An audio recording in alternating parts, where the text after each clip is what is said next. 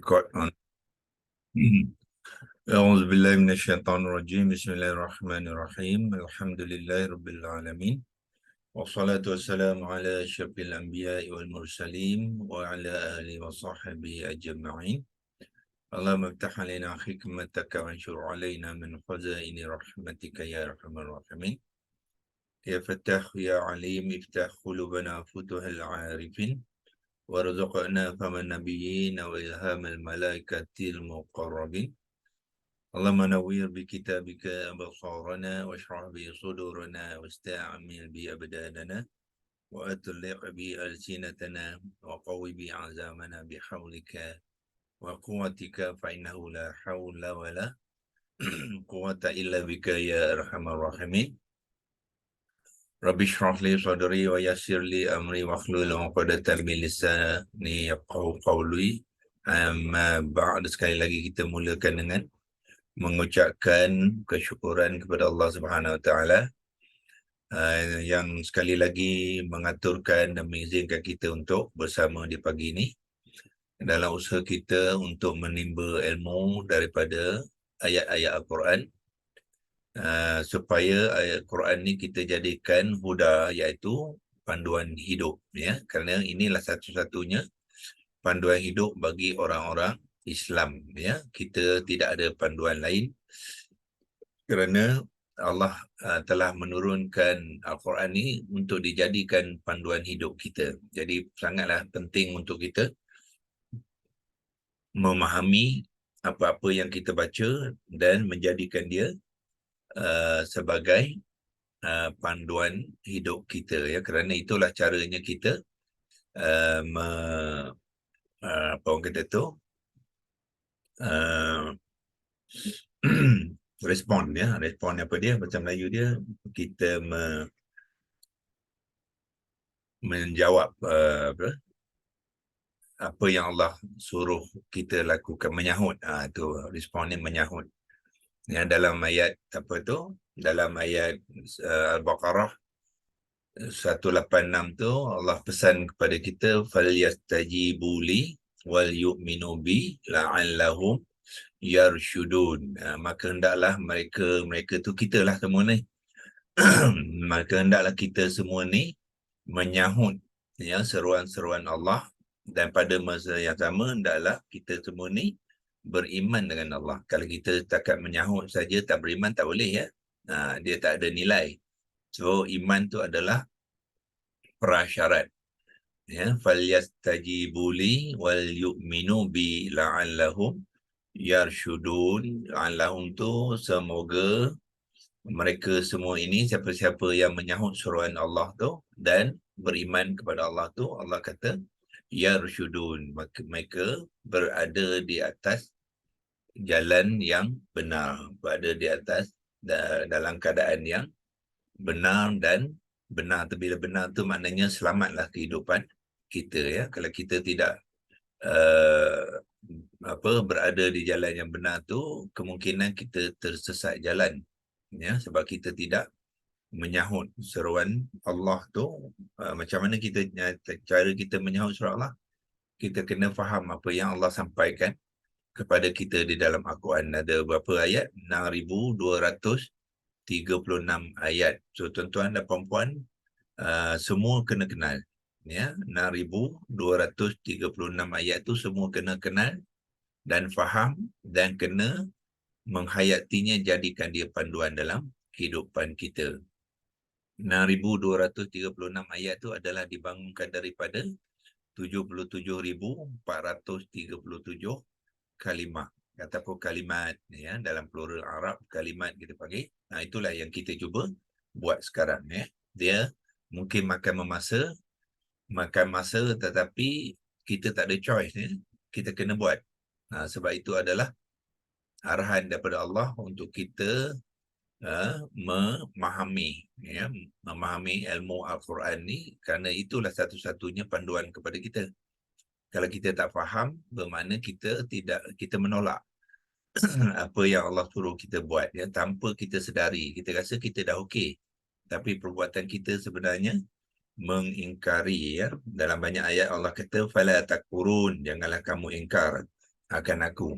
Tapi tanpa sedari kita mengingkar kerana kita tidak menyahut seruan Allah, ya, daripada ayat-ayat yang Allah sampaikan kepada kita. Jadi itulah tujuan kita mengadakan program ni. Semoga kita mengharapkan satu nanti dengan bantuan Allah, keseluruhan masyarakat Melayu Islam di Malaysia dan juga di Singapura untuk permulaan. Mungkin tahun depan kita nak juga menjemput rakan-rakan kita daripada Brunei pula, ya, untuk sama-sama mengikuti program ni, di mana sama-samalah kita membudayakan Al-Quran tu di dalam kehidupan kita, ya. Setiap kali itu kita sentiasa peka dengan apa yang Allah sampaikan dalam Quran. Kita sentiasa berkongsi dengan ahli keluarga kita, kita selalu berkongsi dengan kawan-kawan kita, kita jumpa kawan kita pergi minum teh tarik pun kita boleh berkongsi.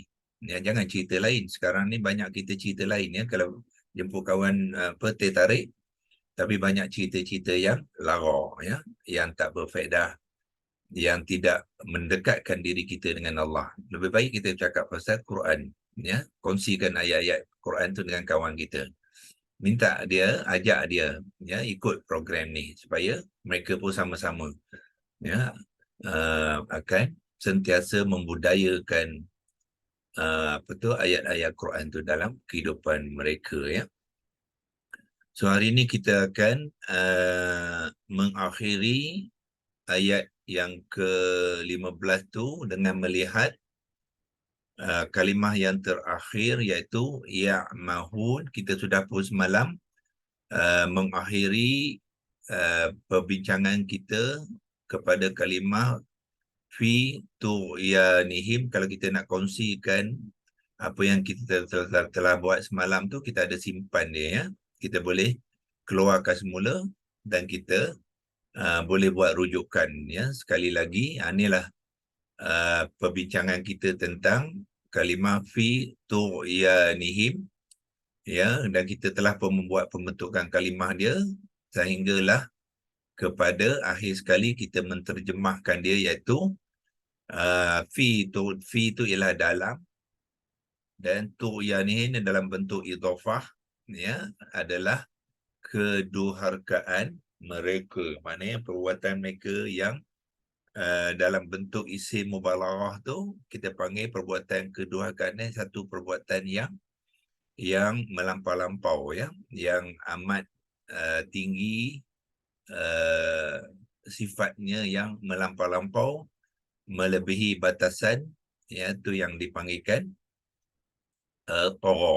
Dalam kata terbit, dalam kata dasar tu kita panggil dia tagha, ya, perbuatan yang melampaui batas, ya. Kemudian ditukarkan dalam bentuk kata nama mengambil acuan fu'lanun, adalah satu daripada acuan isim sifat mubalaghah, dia jadi tughyanun, ya, yang berisi kedurhakaan ataupun perbuatan yang melampaui batas, ya.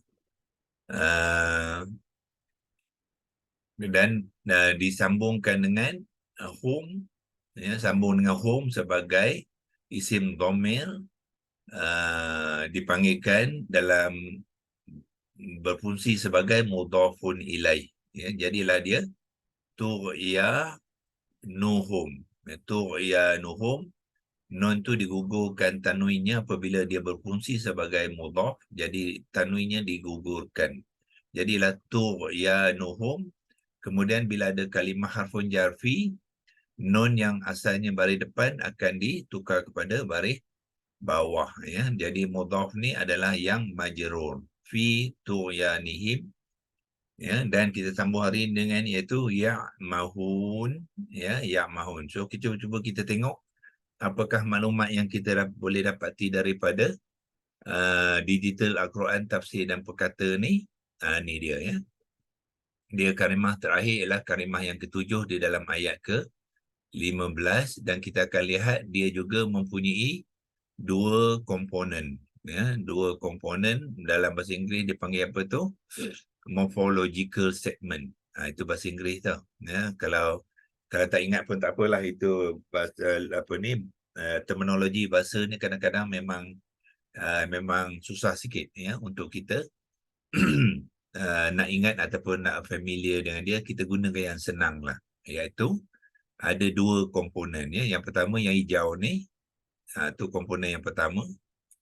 Yang hijau tu adalah komponen kata kerja dia ya, komponen kata kerja.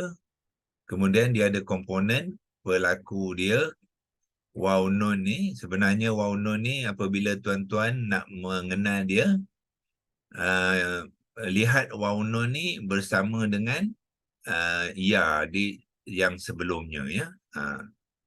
Jangan tengok wow nun saja ya. Kalau tengok saja wow nun di hujung tu tak mencukupi. Sebab wow nun ni hanya nak memberi maklumat yang pelaku dia adalah jamak. Jadi pelaku dia, jenis dia, jantina dia adalah ditandakan oleh ya mudhari'ah yang di hadapan tu. Jadi itu caranya nak melihat pelaku kepada perbuatan ni. Jangan tengok belakang saja, tak cukup. Sebab kadang-kadang di depan ni ada juga ta.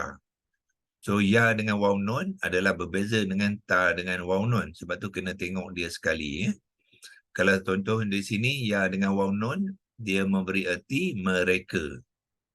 Ya, tetapi kalau ta di sini dia tidak memberi erti mereka walaupun waw nun dia di belakang dia. Sebab tu kena tengok sekali ya komponen.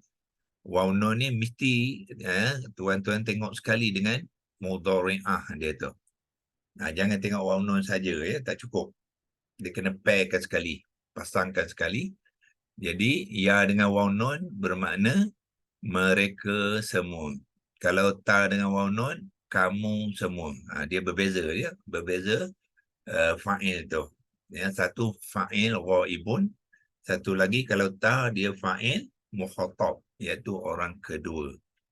So dalam konteks ni ya, so bermakna orang ketiga. Jadi ya dengan waw nun memberi erti mereka ya. Kita kena kenal tu ya, sebab jangan bergantung kepada terjemahan saja. Sebab apa? Kalau tuan-tuan tengok dalam terjemahan ni, dia bila dia menterjemahkan ya, dia tidak ada kata pelaku dia. Dia hanya memberi terjemahan terombang-ambing, dia kata ya, terombang-ambing. Terombang-ambing tu apa dia? Kata kerja dia. Jadi manakah pelaku dia? Tidak ada. Sebab tu kita yang kena mengenal ya. Jangan hanya 100% bergantung kepada terjemahan ataupun makna yang diberikan tu, sebab kadang-kadang itu cara dia, cara mereka-mereka yang menterjemah tu ada sebab ya. Sebab itu cara dia. Tapi cara kita kena kemaslah. Maknanya ya waw nun ni mesti ada, sepatutnya dimasukkan dalam apa? Di dalam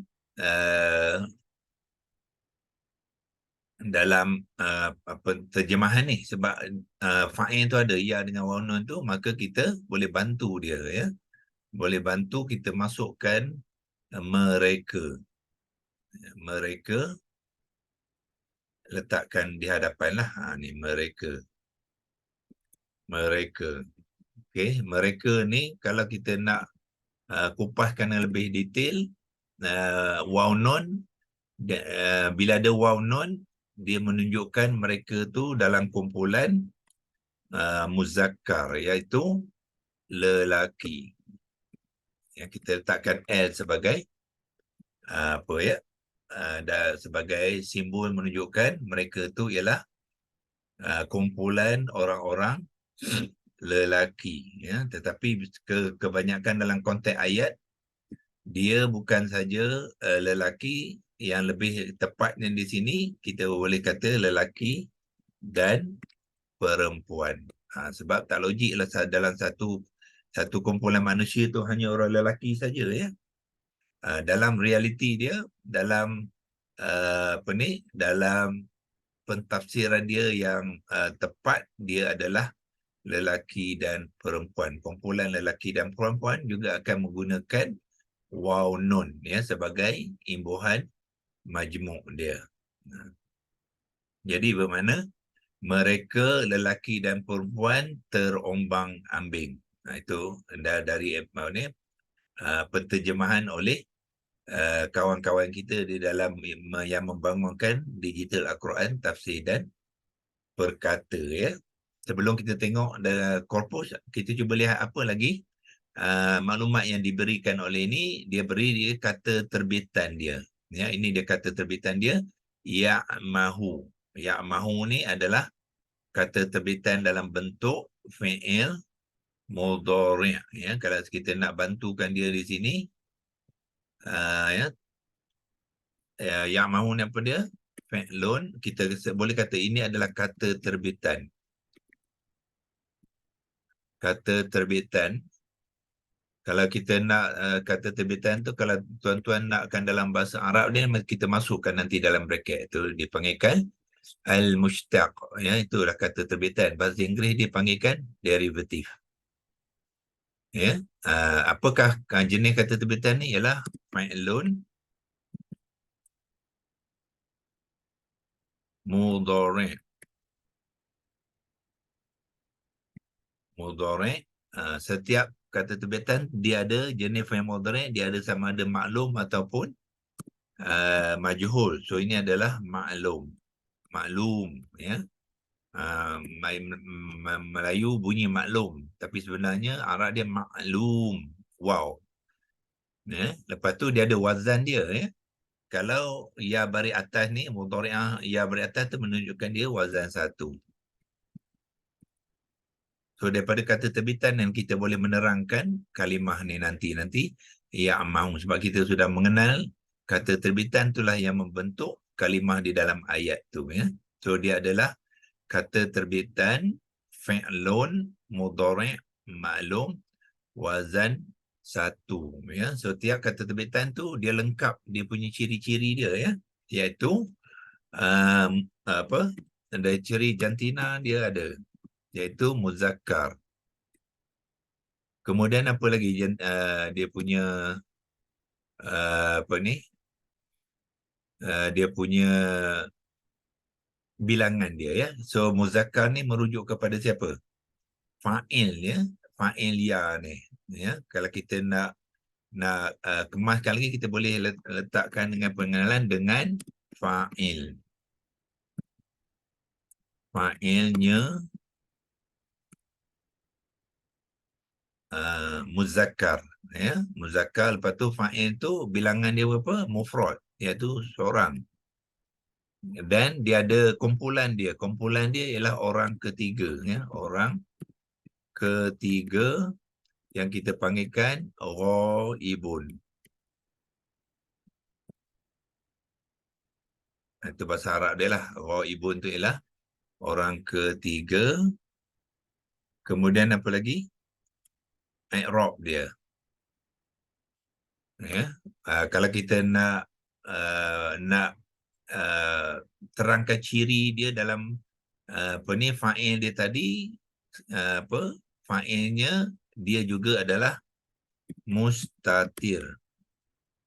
Mustatir tu maknanya tersembunyi. Jadi ya tu tuan-tuan, dia hanya wakil saja, ya. Dipanggilkan ya mudhari'ah ni hanya wakil saja kepada fa'il dia. Fa'il sebenarnya sembunyi kerana apa? Fa'il yang sebenarnya ialah, kalau kita nak masukkan ni, fa'ilnya muzakkar mufrad orang ketiga, ghaibun ni kita boleh masukkan nanti apakah fa'il dia sebenarnya, ya. Mustatir makna dia tersembunyi. Tersembunyi, ya. Dan fa'il ni ada dia punya i'rab dia yang marfu'.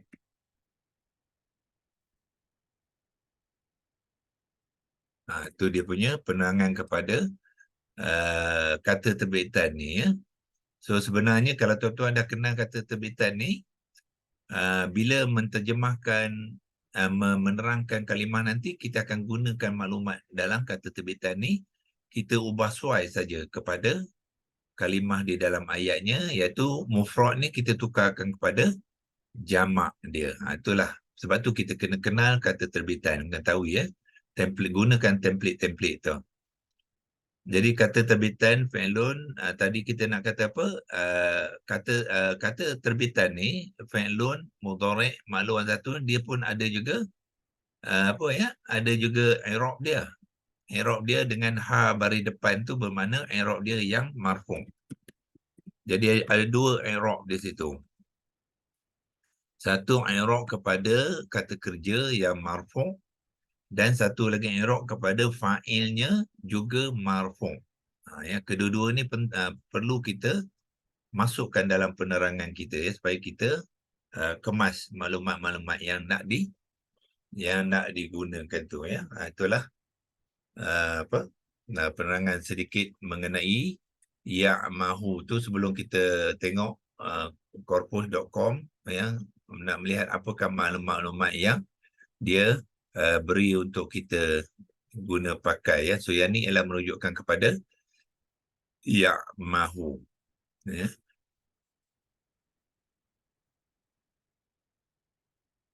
Okey. Kita cuba lihat di sini pula. Sini 3 huruf akar dia ialah Ain, Mim, Ha. Ya. So, begitu juga kita boleh masukkan sedikit maklumat di bawah ni dengan gunakan teks ni. Iaitu daripada daripada maklumat Ain, Mim, Ha ni, kita boleh boleh ambil maklumat dia, dia huruf akar. Dia memberi kita tahu huruf akar dia lah. Nanti kita akan type gunakan lesi logos tu, masukkan Ain, Mim, Ha dalam keadaan tidak bercantum ya, dalam keadaan tidak bersambung Ain, Ha. Kemudian dia membentuk kata dasar ya. Huruf akar Ain, Mim, Ha kita masukkan lagi yang membentuk kata dasar. So kata dasar nanti kita akan masukkan dalam bracket tu apa dia, iaitu sambungkan saja, lepas tu bariskan dia. Jadi amaha ya. Amaha dan kita berikanlah makna dia sekali ya. Kata dasar tu dia sudah ada makna dia. Itulah perbuatan yang dia kata kat atas ni terombang-ambing tu ya. Kata dasar tu kalau kita nak beri makna, kita colon dan kita dash kan, iaitu perbuatan yang tidak ada arah tuju lah. Ya, asal dia ya, perbuatan yang tidak ada arah tuju. Itulah perbuatan yang dia diterjemahkan sini sebagai terombang-ambing tu ya. Jadi kita pergi ke lesi. Doktor, nak tanya doktor, yang saya tak faham yang mafuk yang berdasar kepada ha tu. Ha ni. Ya. Ha ni bila fi'il mudhari' huruf terakhir baris depan menunjukkan fi'il mudhari' itu mengambil i'rab yang marfu'. Kalau baris atas dia mansub. Ya. Ha ni apa dia? Ha ni adalah huruf ketiga huruf akar ni. So dia mesti kepada huruf yang ketiga dalam huruf akar tu dia marfu'. Jadi apa maksud perbuatan kata fi'il mudhari' yang marfu'? Perbuatan tu sedang berlaku. Tu signifikan marfu'. Kalau katalah dia mengambil baris atas, dia sudah bertukar status perbuatan. Kalau katalah ya'maha sebagai contoh, perbuatan tu dalam bentuk mansub tu bermakna perbuatan tu belum lagi berlaku. Dia tak berlaku lagi perbuatan tu. Biasanya baris atas ni dia nak menunjukkan status perbuatan tu yang akan berlaku. Ya, untuk berlaku, untuk dilakukan. Ataupun supaya dilakukan. Itu dia akan mengambil baris atas. Sebab itulah kena juga ambil kira ya, huruf yang terakhir itu baris apa. Dan kadang-kadang dia ada juga baris sukun. Ya, dia boleh jadi baris depan, boleh jadi baris atas, boleh kadang-kadang sukun pun ada. Sukun pun ada dia punya signifikan dia. Dia punya status itu berbeza dengan baris depan. Baris depan dia marfu', kalau baris atas dia mansub, kalau baris mati ataupun baris sukun dia majzum. Ketiga-tiga tu berbeza status ya perbuatan tu. Okey, Boleh? terima kasih Doktor. Okey, terima kasih Doktor. Ya. Jadi bila Allah gunakan baris depan tu bermakna apa? Allah nak menceritakan mereka ni memang sedang melakukan perbuatan tu dan bukan sekali, berterusan. Itulah signifikan apabila dia mengambil baris hadapan tu. Okey ya, kita pergi ke leksi logos. Kita cuba masukkan yang dalam bracket ni ya, supaya dia membantu penerangan kita. Lain kali kalau kita nak berkongsi dengan kawan-kawan ke, kita akan lebih kemas ya, sebab kita tahu perkataan tu dalam bahasa Arabnya ya, terminologi dia dalam bahasa Arab. So kita pergi ke leksi logos. Kita tak padamkan dulu, biar dulu ini sebab kita nak simpan nanti maklumat ni. Jadi kita biarkan, jangan padam ya. Walaupun kita buka leksi logos ni, kita guna je leksi logos tu, kita adjust sikit lah tempat-tempat nak menulis tu ya. Jadi yang pertama sekali kita nak masuk dalam bracket apa? Kata terbitan ni. Ni yang ni. Ya, kata terbitan tu dalam bahasa Arab dia dipanggilkan al-mushtaq ya, al-mushtaq. Kita type je, lepas tu kita masuk je dalam tu. Al-mushtaq ialah hamzah wasal dengan lam yang sukun, lepas tu mim, lepas tu shin, dia pun sukunkan dia, lepas tu ta, lepas tu qaf, alif, qaf. Itu je al-mushtaq ya. Al-mushtaq ni adalah derivatif. Jadi kita masukkan dia, ambil je control copy, masukkan dalam bracket ni supaya kita kemas dekat penerangan tadi. Masukkan dalam ni. Copy, control V je. Itulah al-mushtaq dalam bahasa Arab kepada kata terbitan. Melayu kata keterbitan. Bahasa Inggeris panggil derivatif. Bahasa Arab kata al-mushtaq ya. So, jadi fi'il mudhari' ini adalah al-mushtaq ya, dalam bentuk ma'lum wazan satu dan i'rabnya yang marfu'. Lepas tu ghaibun. Ghaibun ni kita juga nak tuliskan dalam bahasa Arabnya ya. Kita kena familiar supaya kita tahu apa yang kita bincangkan ya. Ghaibun ijaan dia lah ghain baris dengan alif. Dia ada dua harakat tu, sebab tu ada A ni dalam rumi dia. Kemudian ibun kita ambil hamzah yang bertapak ya ni, lepas tu ba. Ya, itulah ghaibun ya. Ba ni kalau kita bariskan dia akan mengambil dhammatain. Sebab itulah bunyi dia bun tu. Ya, sama juga kita copy je. Kemudian masukkan ke dalam bracket yang ni. Ya, nak menunjukkan ghaibun tu dalam Arab dia macam mana? Itulah ejaan dia. Ya, lepas tu ada lagi ya, yang tadi yang marfu'. 1, 2. Okey, dan ada di bawah ni lagi. Ya. Kita adjust sikit yang kita nak huruf akar yang membentuk apa huruf akar di sini. Kita typekanlah, iaitu apa tadi, ain, mim dengan ha ya, dia punya 3 huruf akar tadi. Ain, mim dan ha. Tadi ya. Ha ni kita ambilkan eloknya yang di hujung tu kita gunakan penjarak ni ya.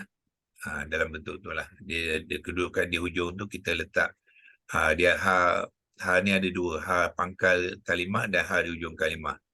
So kita gunakan yang ni dan kita masukkan ke dalam mana ada penengai yang kedua ni, huruf akar tadi ya. Double klik je kat sini, masuk. Itulah huruf 3 huruf akar dia, iaitu ain, mim, ha, yang membentuk kata dasar. Dan kita bentuk sekali kata dasar dia, iaitu kita gabung dan bariskan dia ya. 3 ni gabungkan dia dan bariskan dia jadi amaha. Ain baris atas, mim pun baris atas, dan ha pun baris atas. Itu kata dasar dia. So kopikan dia, sama juga dengan yang tadi, masukkan ke dalam bracket kata dasar ni. Ya, copy je kat situ, paste. Jadi itulah kata dasar, ya, kata dasar yang bermakna perbuatan yang tidak ada arah tuju. Okey. Lepas tu kita balik kepada yang tadi supaya kita nampak penerangan tu lebih jelas. Itu yang kita nak kongsikan tadi, ya. So kalau dia kedudukan dia tu tak berapa tu, kita boleh adjust balik lah, ya. Yang ni adjustkan, turunkan sikit. Yang ni mungkin kita ke kirikan sikit, ya, supaya dia tak terganggu dengan apa. Assalamualaikum, Doktor. Ya, Dia punya fa'il tu mustatir ke muttasil? tak, fa'il mustatir maknanya tersembunyi. Fa'il dia apa di sini? Saya rasa hum. Okey, tak, kata terbitan dulu. Oh, dikata pasal dekat kata terbitan. Sekarang ni kita menjelaskan kata terbitan dulu, ya. Belum lagi belum lagi kalimah dia. Okey. Fa'il dia ialah huwa. Jadi huwa ada tak sini? Tak ada kan? Okey. Sebab tu kita kata dia apa? Mustatir. Oh, okey. Dia tersembunyi. So, Maaf, bermakna, Doktor. ya. Nak tanya untuk kata dasar amaha ke amiha? Okey, ya. Macam mana kita nak tahu tu, ya? Kalau kalau digital Quran ni bantu, dia ada kat sini, ya. Iaitu tengok di bawah ni. Klik untuk selanjutnya, ya. Kita tengok ada tak? Amiha, betul. Ya. Bukannya amaha. Okey, kena ikut yang dia beritahu dia itu. Jadi dia amiha. So kita betulkan, ya. Dia bukannya amaha, tapi amiha. So kita pergi kepada mana tadi? Kita tukarkan dia kepada baris bawah.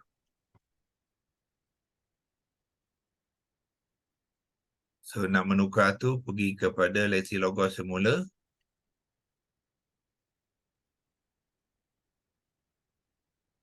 Ya, tukarkan dia kepada baris bawah. Dan copy balik. Dan masukkan semula ke dalam ini tadi. Ada dekat situ. Di sikit. Amiha. Okey, terima kasih, ya. Haji apa tu? Azardin. Azardin. Okey, ya, betul, ya. Tadi sebab saya tak tengok lagi kat bawah ni, ya. Nanti kita akan semua maklumat ni sebelum kita finalize, kita kena check dulu, ya. Tengok di dalam ni dia kata amiha. Jadi yang tuan-tuan lihat yang mahu di sini tu sebenarnya inilah, ya, dia mengambil kata terbitan dalam bentuk color tidak sempurna tu, maknanya fi'il mudhari'. Tu dia diterbitkan daripada daripada 3 huruf akar ni menjadi amiha. Amiha ni kata dasar. Amiha tu menerbitkan ya mahu jadi dalam bentuk fi'il mudhari', ya. Okey, so kita adjust sikit. Yang ni ialah sepatutnya macam tu lah tadi, ya. Okey, itu beberapa maklumat yang kita boleh kumpulkan sekarang, ya. Hari ini, besok kita akan tengok korpus lah, apakah bantuan yang kita dapat, ya, daripada korpus ini. Wazan 1 ni mana tuan-tuan dapat? Di sini, ya. Di atas ni tulis ada bentuk wazan 1, ya. Kalau saya nak kotakkan untuk bantuan kita menggunakan maklumat tu daripada mana? Pertamanya, dia adalah bentuk 1 ni, itu dia panggilkan wazan 1.